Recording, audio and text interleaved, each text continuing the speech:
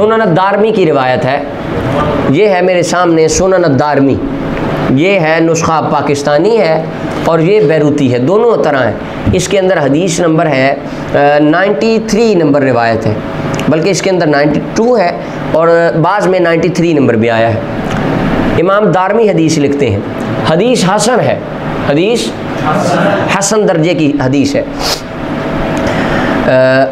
बाब मा अकरम अल्लाह ताला नबियहू सल्लल्लाहु अलैहि वसल्लम बाद मौतिही, बाब इमाम दारमी बांधते हैं, बाब है किस बयान में? अल्लाह ने अपने हबीब को विसाल के बाद जो शानें अता फरमाई हैं, दुनिया से जाने के बाद मदीने के ताजदार की जो शानें हैं ना, उस बारे में बाब है। और नीचे हदीसें लिखी 3, जिनमें से आज सिर्फ एक सुनानी है, वो 3 आज ही नहीं सुनानी, कट्ठी नहीं सारी सुनानी, एक आज सुनानी है, क्योंकि मौजू के मुतालिक एक है। हज़रत अबुल जौज़ा औस बिन अब्दुल्ला कहते हैं, आप फरमाते हैं कि अहले मदीना में कहत पड़ गया, सख्त कहत पड़ गया।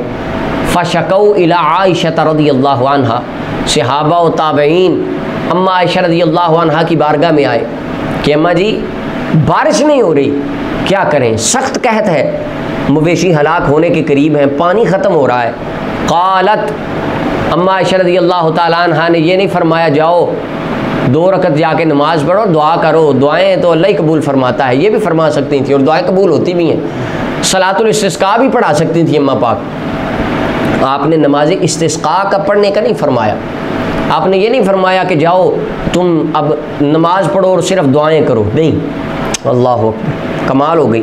फरमाया उन्ज़ुरू कब्र नबी सल्लल्लाहु अलैहि वसल्लम, जाओ नबियों के सुल्तान की कब्र पे चले जाओ, हुजूर की कब्र पे जाओ और जाके वहाँ खड़े हो जाओ।